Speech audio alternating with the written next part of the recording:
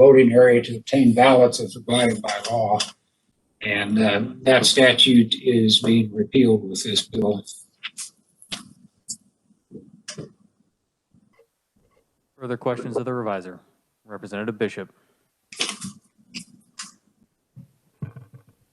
Are we supposed to get a copy of the bill? It is online.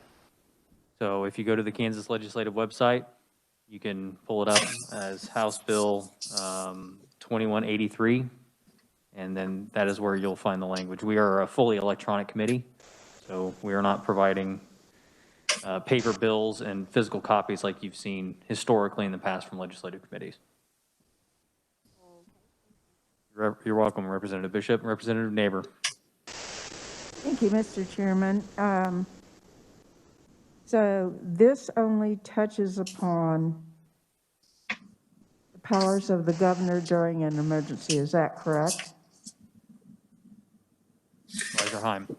It's not restricted to emergencies. It basically says the governor has no authority to alter election laws or procedures by issuance of an executive order. So it's arguably the governor doesn't have that power now.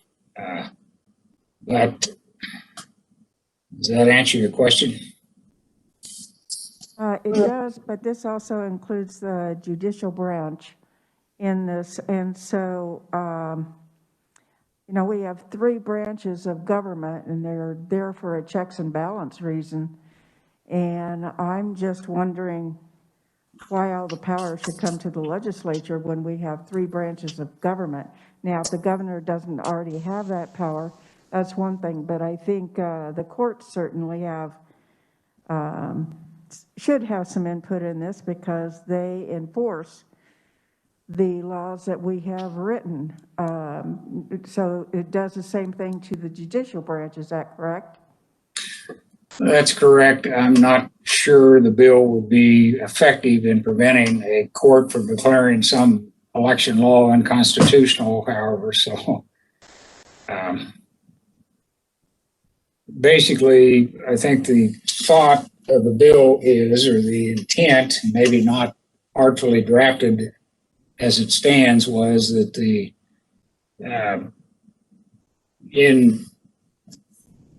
without, I guess, unusual circumstances, and even then, the governor would be bound by the state election laws.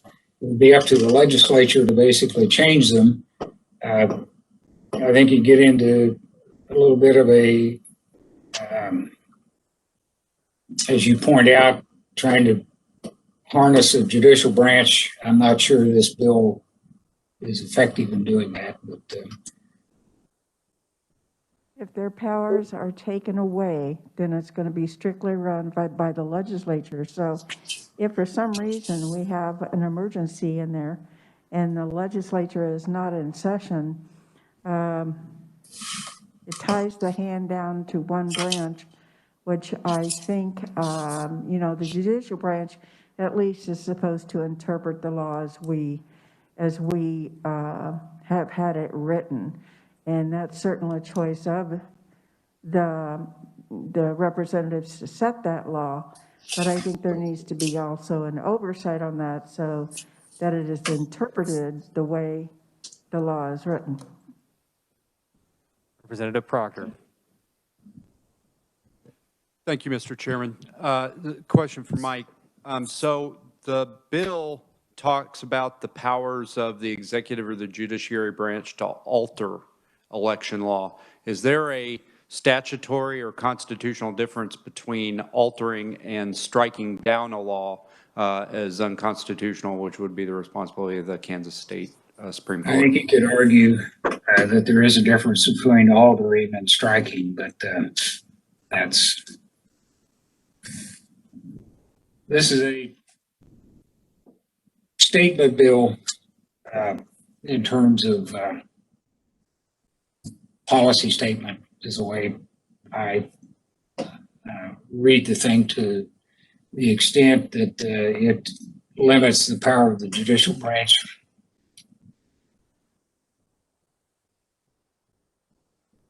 Okay, are there further questions from the committee? Representative Topliker. Mike, am I wrong in reading this that the Legislative Coordinating Council would have, could still agree or sign off on some sort of a decree by the governor or Secretary of State? Could the LCC sign off on it still? No, the way the bill was written, it deals with consent decrees issued by a court. So if the legislature is going to sign off on something that the governor or some other executive branch would try and do in terms of elections, I believe they would have to do it by legislation.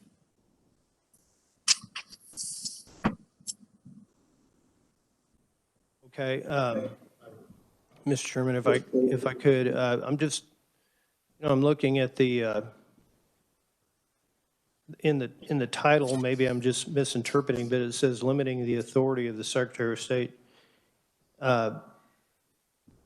whatever, with any court without legislative coordinating council approval. So to me, that the way that's written sounds like if the LCC signs off, that they could do it. Is that, am I way off on that? No, you're reading the bill correctly as well as the title. Are there any further questions of the reviser? Representative Lehan. Thank you, Mr. Chairman. Remind me again, Mike, what is KSA 25622? What does that statute say? That's the current law that basically says that in times of emergency, the Secretary of State, if there's an issue getting ballots or whatever, that they have the ability to, and let me get the statute back here. I've got it in front of me. It's one sentence if you'd like me to read it. You have it pulled up. Go ahead and read it, Representative. Ballot distribution in times of disasters or emergencies. The Secretary of State may designate temporary alternative methods for the distribution of ballots in cases of war, natural or man-made disasters, equipment failures, or other emergency conditions or circumstances which make it impossible for voters in a voting area to obtain ballots as provided by law. Thank you, Representative. Did that answer your question, Representative? Yes, thank you. Okay, Representative Neighbor. Thank you, Mr. Chair. But in C, in this bill, it says the Secretary of State shall not enter into any consent decree or other agreement with any state or federal court regarding the enforcement of the election law or the alteration. So that takes his power away from doing that. Is that correct? The reviser can back me up on this, but if you continue to read in subsection C there, it continues and then it says, without specific approval of such consent decree by the Legislative Coordinating Council. So basically, the Secretary of State would have the ability to enter into a consent decree, but would have to have the permission of the Legislative Coordinating Council to do so. Okay, then when you go back to where it says an act, and in that it says with any court without legislative coordinating council approval. So in the beginning of this, the legislative coordinating council, per as this reads, has no control, and now you're putting in C that they do have control in this condition. Can you restate the question? Okay, where it reads an act in the very first part, at the end of that paragraph, it says, with any court without legislative coordinating council approval. That means there is no LCC requirement for approval. Is that correct? Currently, you are correct. There is currently no oversight. There's nothing when it comes to the Secretary of State entering into a consent decree with any parties under current law. That is correct. Okay, and then it goes down in section C, which is where I'm looking, where it says enforcement of any election law or the alteration of any election procedure without specific approval of such consent decree by the Legislative Council. To me, that says they don't have the power to sign it, and now they do. So is that, doesn't make sense to me. If LCC has no power over them in the beginning paragraph, all of a sudden we're giving it to them in section C for this particular thing? That's the way I read it.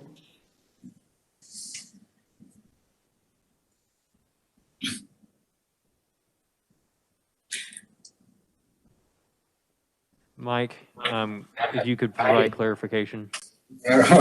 Let's read subsection C because that's the section. It says Secretary of State shall not enter into any consent decree or other agreement with any state or federal court regarding the enforcement of any election law or the alteration of any election procedure without specific approval of the consent decree by the coordinating council. The Secretary of State's office can probably give you some examples of consent decrees that have been entered into over the past years. One that I recall, I believe, was a consent decree in terms of who could circulate petitions in the state of Kansas. And the state law provided that you had to be a resident of the state. And there was a court case, I believe, in Oklahoma that said that was an unconstitutional violation of the U.S. Constitution. And so I believe it was a consent decree that the Secretary of State's office entered into in terms of not requiring that you be a resident of the state in order to circulate a petition. A few years later, we amended the law to basically mirror what that consent decree held. There's probably other examples, but I'm not really following what Representative Neighbor's interpretation of the bill is. May I ask him a question, Mr. Chairman? Thank you. Mike, my question is, in the first paragraph, where it starts an act, it ends by saying... The first paragraph where it says an act is the title of the bill. That I know. I'm just telling you where I'm reading from. Okay, at the end, it says without legislative coordinating council approval. So it says that we can do that without legislative coordinating council approval. That's what it says there. Well, you're getting confused with the title of the bill, which is an important part of legislation, but it's not part of the actual law itself. And you read the title separate from the guts of the bill, which is the section 1, A, B, and C. So your grammatical construction is faulty because an act refers only to the title of the bill.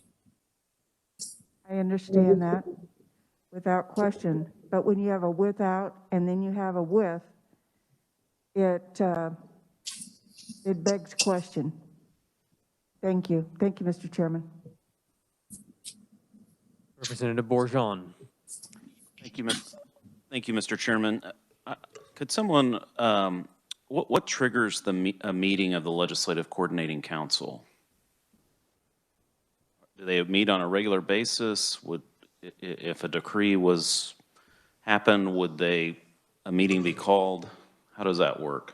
So the Legislative Coordinating Council, and Mike, if you are more aware of them than myself, feel free to let me know. But the Legislative Coordinating Council operates in the interim, typically when the legislature is not in session.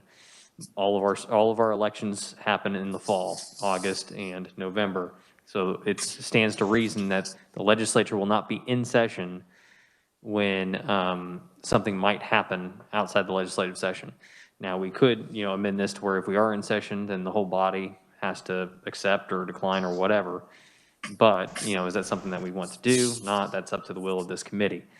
The LCC has the authority to call an emergency meeting and have those types of meetings, and it is made up of both House and Senate leadership on both the majority and minority party. Mr. Chairman. You're welcome. Further questions for the reviser? Seeing none. Thank you, Mike, for your help. All right. So I have no proponents listed. And so what I will probably do is craft some written testimony and have that submitted to you guys. And I will go ahead and just join the proponents list and join the written testimony for that. Are there any proponents that wish to speak to the bill that are either in the room or online? I'm not seeing any, so I'm going to go ahead and close the proponent section. We're going to go ahead and open the opponent section, and the chair recognizes Davis Hammett, Loud Light Civic Action Group. Hello, Mr. Chairman Carpenter and members of the committee. Thank you for letting me join you today. There's a couple of points I want to go over. I'm actually going to go in reverse order from how my written testimony is because of the conversation I had with the reviser. The first part that's concerning to me about this bill is repealing 25-622, which is essentially a crisis management law. What it allows is that if, an act of terror happened or if a tornado wiped out an entire town, and that was right before an election, so it would be impossible to hold the election in a conventional manner, it would allow the Secretary of State to make emergency adjustments to ensure that those people are not disenfranchised. This is especially important whenever you think of federally protected communities and other stuff. You have civil rights concerns that you might essentially just be blocking an entire neighborhood from voting, which could obviously lead to litigation and other stuff. And just on a practical term, the idea of taking away a crisis management tool is concerning, especially since there's nothing being put in to replace that. On the other parts of the bill, on Section 1B and really Section 1C, all throughout this, there's a lot of concerns about the separation of powers. And this is from the US Constitution and the Kansas Constitution. Section 1B, there's a judicial review concern because it essentially says that the courts no longer have any place in election law. This question was actually brought up during previous discussion on this, which is really what does alter mean? And I think that could have a big consequence for if this entire bill is unconstitutional or not, because to me reading it, it seems like it's an encroachment, an unconstitutional encroachment saying that the court doesn't have a right to review. On Section 1C, there's a separation of power concern related to executive enforcement. And the Kansas Constitution, Article 1, Section 3, states that the supreme executive power of this state shall be vested in a governor who shall be responsible for the enforcement of the laws of this state. So again, just encroaching on that because you're trying to regulate how the executive branch can enforce laws. And there's an additional concern related to how this deals with the Secretary of State. Federal law under the National Voter Registration Act designates the Secretary of State as the chief officer of elections. And as this pertains to federal law, the idea that the Legislative Coordinating Council would be able to essentially interject itself between a federally designated officer and a federal court.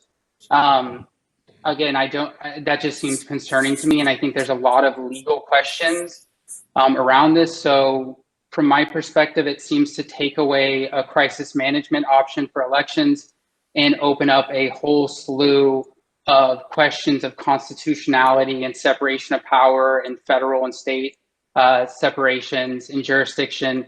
So with that, I would recommend this committee oppose this bill, and I'm happy to stand for questions when appropriate. Questions, Representative Proctor. Thank you, Mr. Chairman. So I'm glad that you did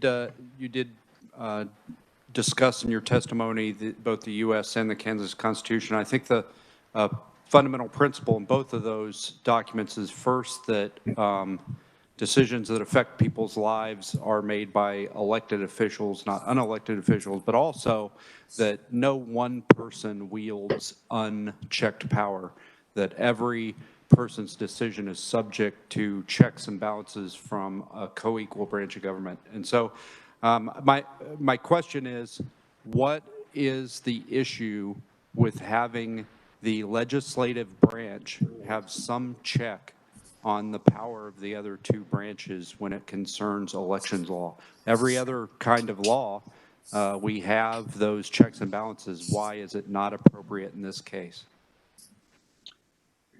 So the checks and balances are still there. For example, y'all could come back, and a law could be struck down as unconstitutional, and you could try to later adjust the law to make it constitutional. My concern about this is it appears to say, again, I don't know, but it appears to say that the judiciary essentially just doesn't have jurisdiction over Kansas state election law. Again, this is about how broadly are you defining alter, which I believe the revisor said, again, this is kind of unclear. It would probably have to be litigated. So it's that idea of essentially trying to preempt the judiciary. And then on the enforcement clause, again, you could come back and say, the governor or the Secretary of State was wrong, and you could adjust the law. But the idea that you could essentially just immediately intervene without actually having the legislature present to pass a law, that doesn't seem like an imbalance, right? Like every year this session is convened to do a check and balance, and y'all can investigate the executive or judiciary and try to make adjustments, but this just seems like it goes beyond that in a potentially unconstitutional manner.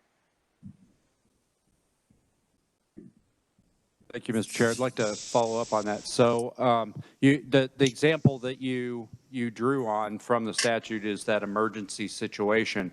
And you're not going to be able to bring the entire legislature back to address an emergency situation. And by the time they all could come back, it would seem to me that it would be a moot point. The alteration, the irrevocable alteration will have already been made, in fact, in an election. So this body, the Legislative Coordinating Council, is designed to address issues that come up until the legislature gets back in session. So I would just say, I agree with you. Ideally, we'd just be sitting here all the time waiting to address these issues, but I don't think that that's necessarily a good use of taxpayer dollars.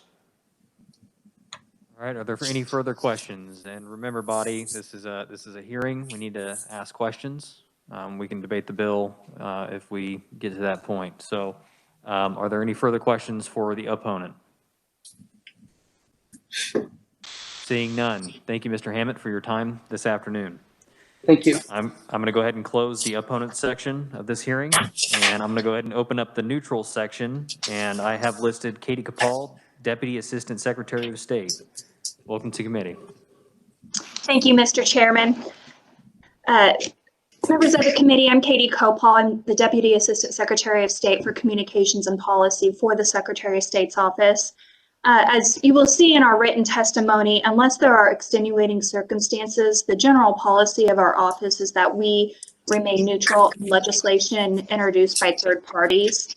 Out of respect that you guys are the policymakers, and we believe we're in a position to work with you to answer questions, offer insight, background, historical information on how the policies under consideration could impact our office or Kansas elections. So with that, we are neutral on House Bill 2183, but we do offer two suggestions. The first is we would raise the option of striking election procedures that appears in subsection C, particularly on line 15. We believe that phrase is too vague and is sufficiently covered by the preceding phrase discussing election laws. Our second and more pressing concern is that should you move forward on the bill, We respectfully and strongly ask for your consideration of the amendment contained in the box in our written testimony or some variant of it. What it would do is retain the Secretary of State as the designated point of contact with authority to address emergency situations specifically involving overseas and deployed military ballots. Under KSA 25-1223A, the Secretary of State is the designated office responsible for providing information regarding voter registration procedures, absentee ballot procedures, and other information for absent, uniformed services, or overseas voters. In its current form, we believe House Bill 2083 strikes the Secretary of State's office as the designated point of contact. For record, the Federal Voting Assistance Program was established by the United States Department of Defense to oversee the provisions of the Uniformed and Overseas Citizen Absentee Voting Act, commonly known as UOCAVA. The Department of Defense strongly recommends that each state have a designated point of contact with authority to address certain emergency situations involving overseas and deployed military ballots. Without this amendment or something similar, Kansas could run afoul of federal UOCAVA laws and be subject to intervention by the Department of Defense and potentially the U.S. Department of Justice. Although we believe this legislation is well intended to clarify emergency powers of the executive and judicial branches, it does create a serious void as to who would be responsible for ensuring overseas and military ballots get those ballots in emergency situations. So again, we're neutral on the bill. We just we believe it's very important that we retain the emergency powers for the UOCAVA voters, and I'd be happy to stand for questions at the appropriate time. Thank you, Ms. Kopal. Before I open it up to the committee, I do have a few questions for you. Sure. Number one, it does strike the emergency power under 25-622 for the Secretary of State's office in this piece of legislation. My question to you, did anybody come and request to your office last election cycle to declare an emergency so that you guys could alter or move election timelines or make it all mail-in ballot elections? Mr. Chairman, if it's okay, I'm going to defer to Clay Barker or Brian Caskey, our Deputy of Elections. They're both in this room with me today and can provide better context to that question. The chair recognizes Mr. Barker. Mr. Chair, back in March, April, May of 2020, we did have a number of people, and they were serious and well-intended, who interpreted the statute and urged the secretary to consider shutting down all polling places for at least the primary and going to an all-mail ballot election. They read the statute somewhat broader than we did. We interpreted the word impossible in the statute to mean that it has to actually be impossible for a voter to get a ballot before this could be triggered, though that's a debatable word. So yes, that was brought up, and this statute does give the secretary apparently very broad authority, though we believe it was initially passed in response to a polling place that was surrounded by a flood on election day. The county election officer did what they had to get the ballots out. This was passed later just so the secretary could ensure acts like that were consistent with statute. Thank you for your response. And just real quick, one follow-up. Has this ever been used, and how long has it been in effect? It's been in effect since, I believe, 1998 or 2000, excuse me, and it's never been used. All right, thank you. Committee questions. Representative Proctor. Thank you, Mr. Chairman. I've got a question for Mr. Barker as well. So the issue was brought up here when we were talking to the reviser that potentially this would remove the ability of the Kansas Supreme Court to strike down election laws that were unconstitutional. What's your opinion? Is alter versus strike down, are those two distinct activities of the judiciary in Kansas state law? Representative, we didn't draft the statute, so I don't completely know what the intent was. We believe that there's a difference between the core judicial function of interpreting laws, issuing injunctions, striking down a law for being unconstitutional, trying to remedy two inconsistent laws, typical judicial function, as opposed to changing the substance of a law, where the court could say, well, though the statute gives you 3 days to do something, we're going to make it 10 days. Now, I don't believe that power is completely removed because of, I think, the intent of the consent decree portion was that the secretary could enter into an agreement with someone, apparently as long as the LCC agrees with it. Okay, Representative, are you good? All right, Representative Miller. Thank you, Mr. Chairman. With regard to election procedure, doesn't the Secretary of State currently have, there are laws that prescribe certain election procedures, but then doesn't the Secretary have wide authority to prescribe certain procedures as to how to administer elections? And don't you, in fact, issue rules, regulations that involve procedure to the local election officials? Right. Representative, I'll give a partial answer, then I'll pass it off to the elections director, Mr. Caskey.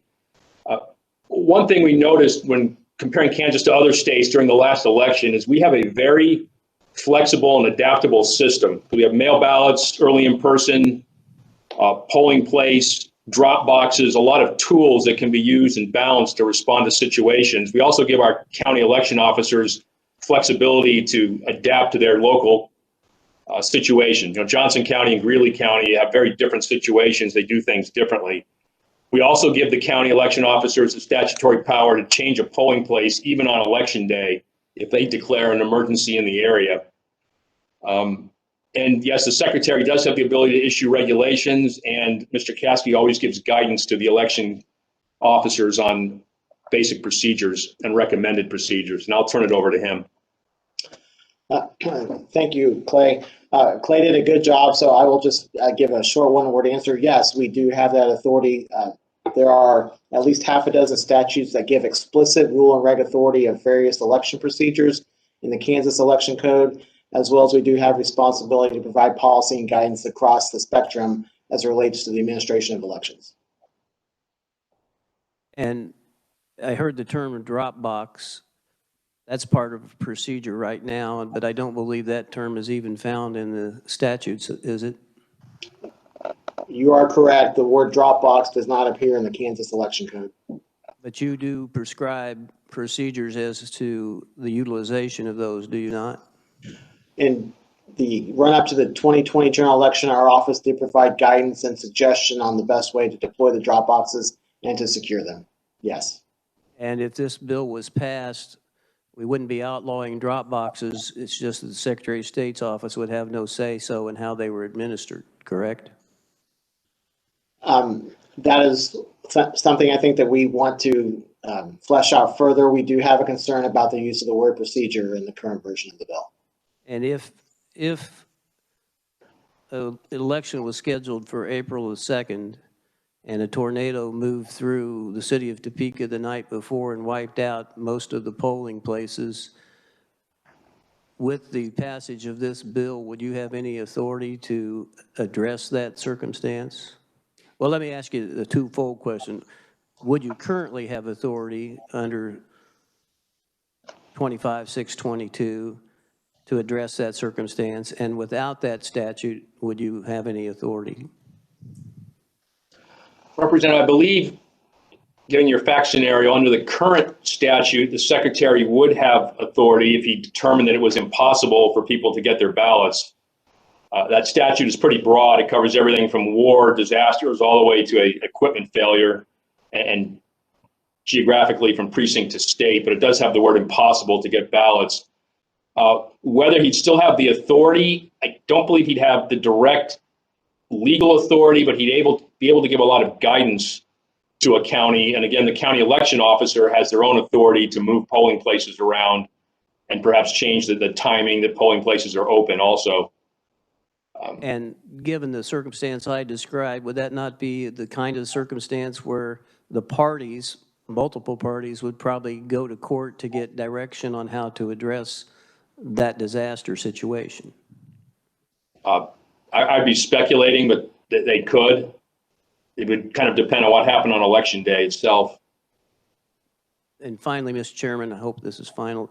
Mr. Heim was floundering around a moment ago trying to come up with consent decrees that your office might have issued. I would expect you could tell me specifically what consent decrees you have entered into over the last many years, could you?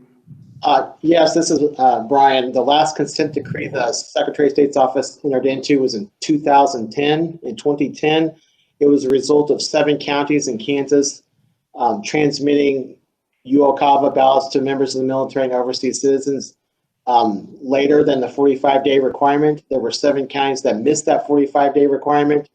The Department of Justice reached out to us and strongly encouraged us to enter a consent decree, or they would have filed lawsuit with the Secretary of State's office as the defendant. So that is the most recent example of a consent decree that this office entered into with the Department of Justice. And that gives us a good example of when consent decrees are utilized, they're utilized to resolve disputes that have already become legal in nature and the parties agree to end it rather than leave it in the hands of the court. Is that fair? In the 2010 version, yes, that is correct. Do you have any more before that of note? I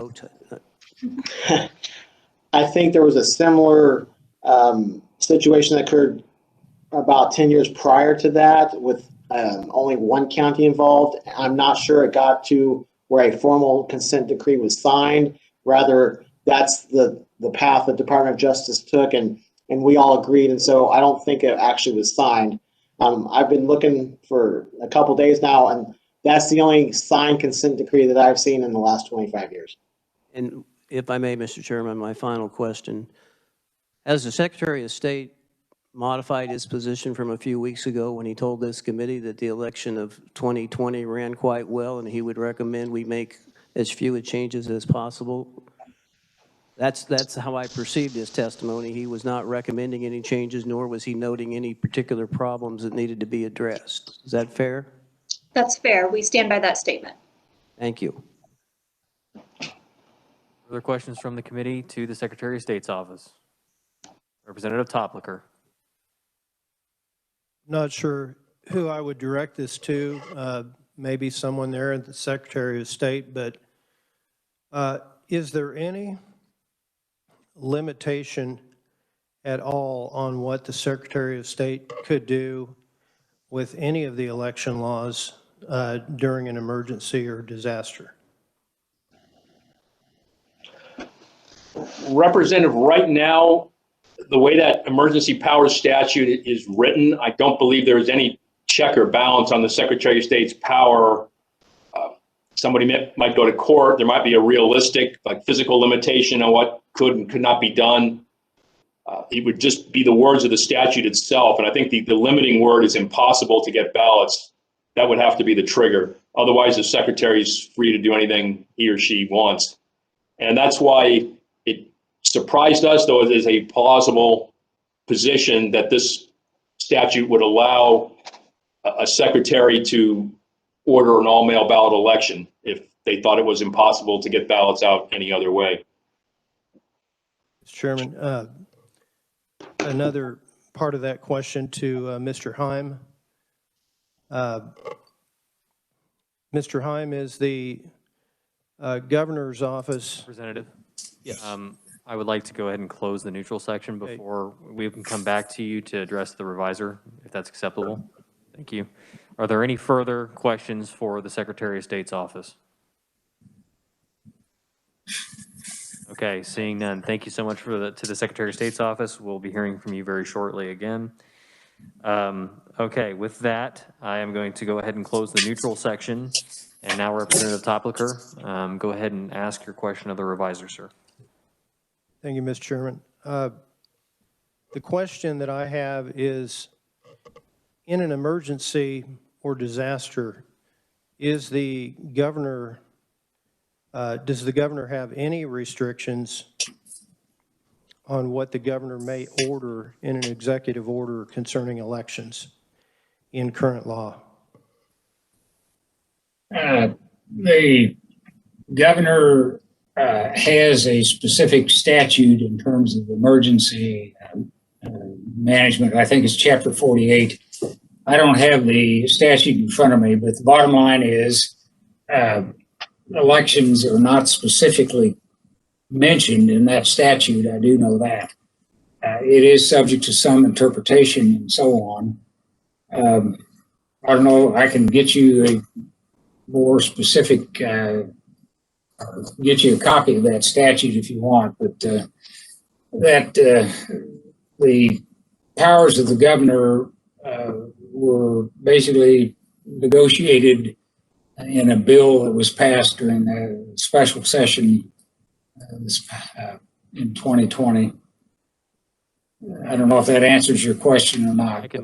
I can actually lend a little bit of insight to this real quick. So up until last year, KEMA, the governor was issuing a lot of executive orders, executive actions. It had been talked about that she might issue an executive order under KEMA to provide for an all mail-in ballot election. During the special session this last year of 2020, we put a provision inside of House Bill 2016 that said that the person who controls election law or what have you will be the Secretary of State, and the governor basically does not have the authority or ability to issue an executive order declaring all mail-in ballot elections. So that was in House Bill 2016. We just extended it to the end of March. So that current provision is still active, but depends on how the KEMA bill ends up coming out and flushing out that way, I think. So you still have a question, Representative? Oh, sorry. Just real quick. Yeah, that's a pretty specific example there, but I just meant broadly, does the governor have any restrictions on what she or he, whoever the governor is, during a disaster could order through an executive order to change any election law? I mean, even cancel an election during a disaster. Are there any restrictions in law, broad restrictions on what the governor could order in an executive order outside of what you just mentioned, Mr. Chairman, about mail ballots? Mr. Heim, if you need some time to look at that, and could you provide that answer to the committee assistant so she can distribute it to us? Sure. Okay, thank you. Representative Bishop. Thank you, Mr. Chairman. I would like to address this to my time. Looking at the bill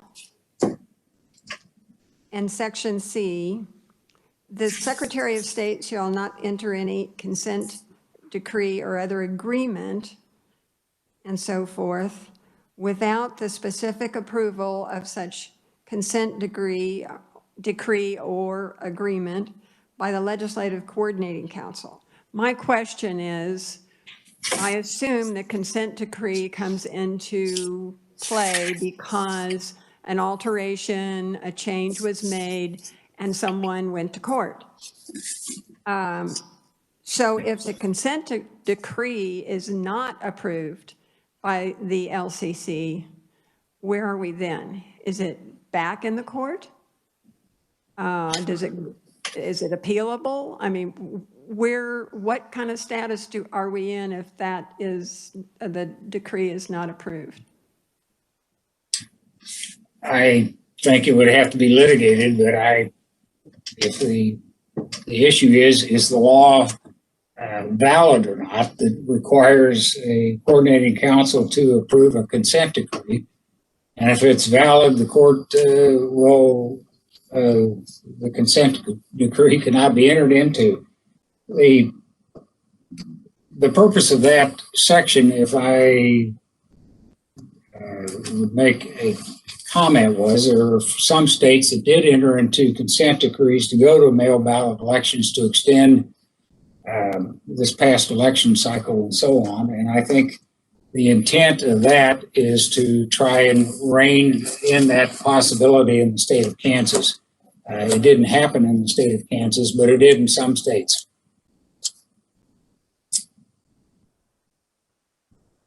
Representative, does that answer your question? I think the answer is that it's unknown. Okay. Are there further questions for the reviser before we close out this hearing? Seeing none, I'm going to go ahead and close the hearing on House Bill 2183. We are now moving on to House Bill 2162.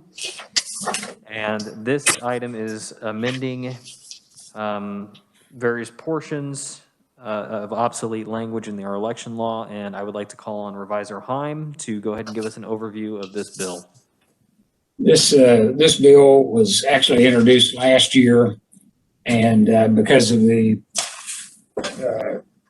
short session, didn't make it through, but it was recommended by the Secretary of State, if I recall correctly. Anyway, new section 1, population data used in adopting senatorial and representative district boundaries shall be identical to basically the federal census, and the Bureau of the Census, including adding, subtracting, shall not be used. There was a constitutional amendment that was passed that deleted adding and subtracting of military and students and so on. And this, I think, complies with that passage of that constitutional amendment. The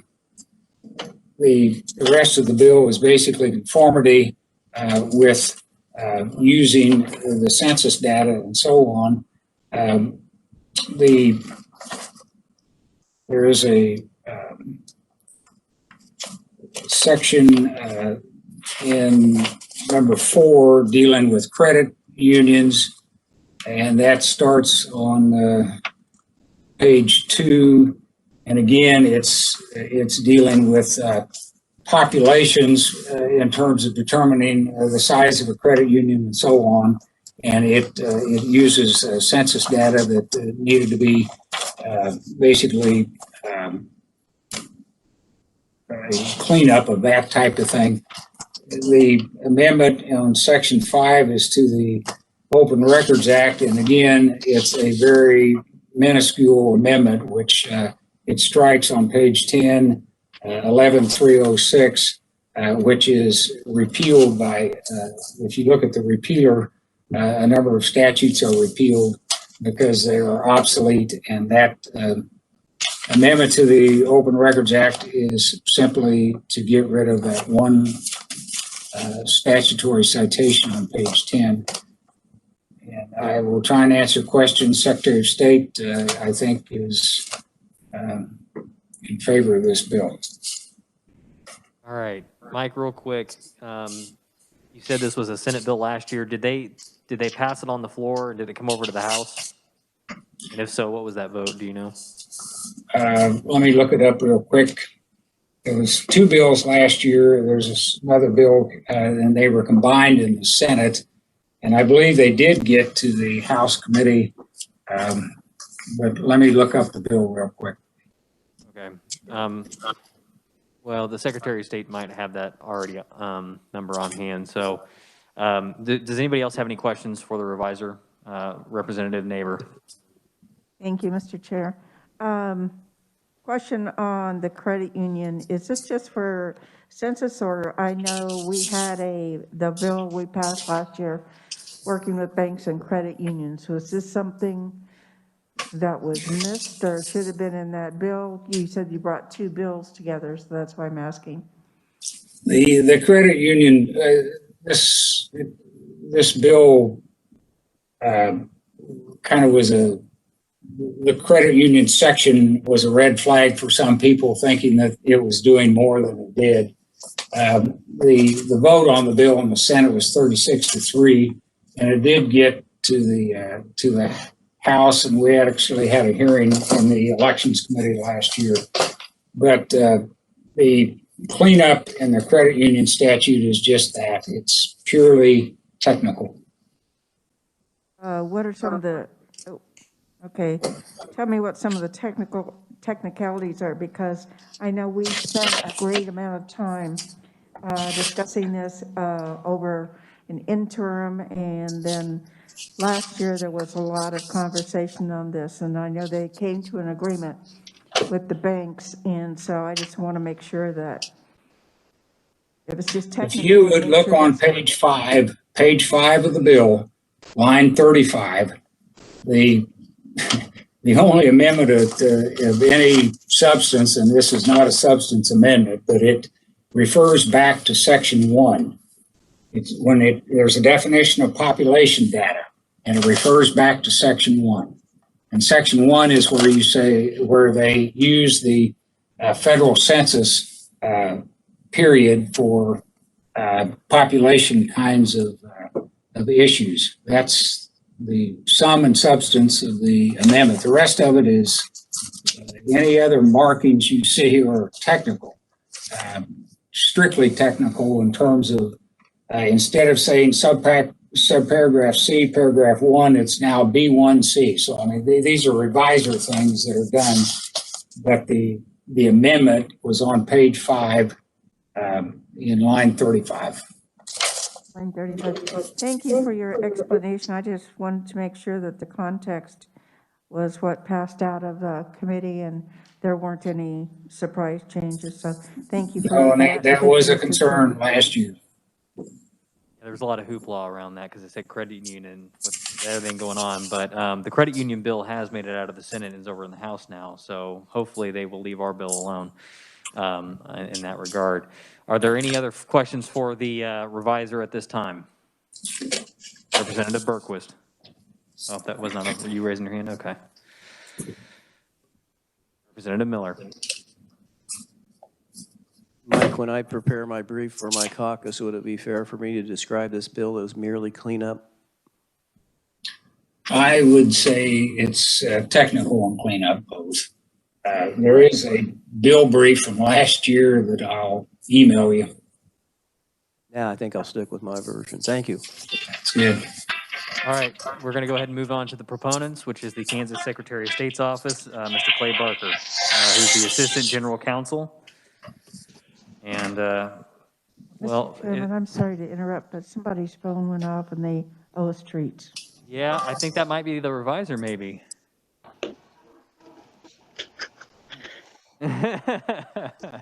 Anyway, all right, so I'm going to go ahead and open it up, and we're going to be in the proponent section, which is Mr. Barker. Welcome to committee. Thank you, Mr. Chair. Great to be back. As Representative Miller said, we see this as just a cleanup bill that follows the passage of the constitutional amendment in 2019 that ended the Kansas practice. We were the only state that did this, of taking federal census data and adjusting it by statutory directives. What this bill does, it has 3 essential parts, and the reviser went over this somewhat. I'll just go over it again briefly. The first part is the new section 1, which states that any time census data is referred in statute, it is the federal census data. No longer adjusted data exists, so you can't reference that. That's especially important for redistricting because the statute currently says you redistrict state legislative districts based on the adjusted data, and there is no adjusted data any longer. The second part then deletes all references to how to adjust data and references to the adjusted data in the statutory code. Most of it's just deleting statutes that would tell the Secretary of State how to go ahead and adjust the data. It's quite a lengthy and involved process, but that no longer has any relevance.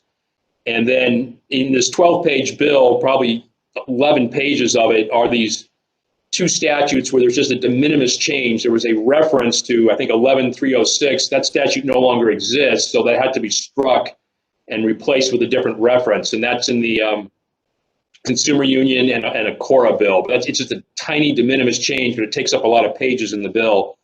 And the third part of the bill is, as long as we were working on census data, there is a section in the Kansas statutory code that had to deal with the one-time only 1988 state conducted census. We used to do it by counties, and one time we tried doing it at state level, that flopped.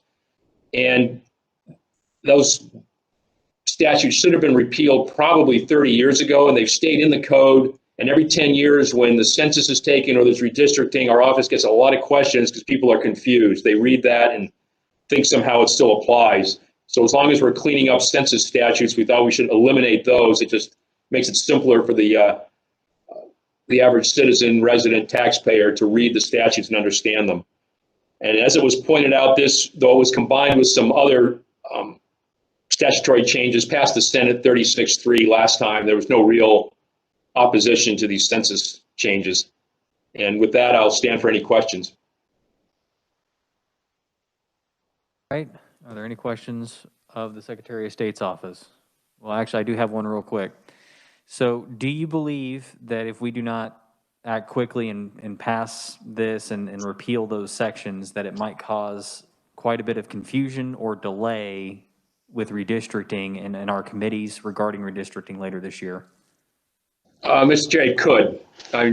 Because right now the statute says you do your redistricting based on adjusted census numbers. I mean, redistricting for state legislative districts, federal districts are always federal data. I think we all know that you can't do that because that data doesn't exist. It would take 2 years to get it all put together. So we need to change that statute. Further questions of the proponents? All right. Pretty self-explanatory. All right, thank you, Mr. Barker. With that, I see no other proponents listed. Do I have any others that wish to speak as proponents? I want to go ahead and close that section. Are there any opponents or neutrals? Seeing no opponents or neutrals from anybody, those sections are closed. And I'm going to go ahead and close the hearing on House Bill 2162.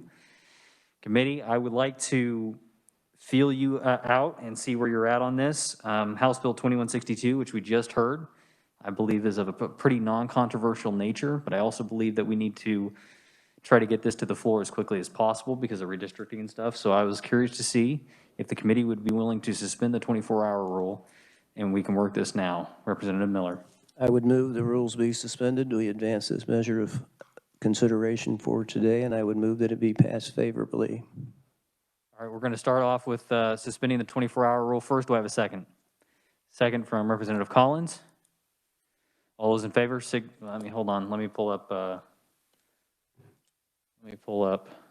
people on the grid so I can see hands. Representative Parker, are you in your office?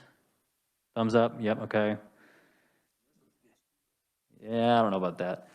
All right, so I'm gonna go ahead and say ayes and nays. Representative Parker, just raise your hand if you're an aye or a nay as we go through this. All right, all those in favor of suspending the rule, signify by saying aye. Aye. Nay, same sign. Ayes have it. The rule is suspended. We are going to go ahead and work House Bill 2162, and I'm going to go ahead and open it up for discussion. Does anybody wish to discuss this bill? Seeing none, do I have a motion? Representative Berquist. Oh. Representative Neighbor, sorry, I didn't see the hand. That's because I'm left-handed. Mr. Chairman, I move that we pass out House Bill 2162 favorably for passage. All right, do I have a second? Second from Representative Berquist. All those in favor signify by saying aye. Aye. All opposed, no. Ayes have it. It passes. And with that, thank you, body, for your attendance today, and we are going to go ahead and adjourn. Thank you.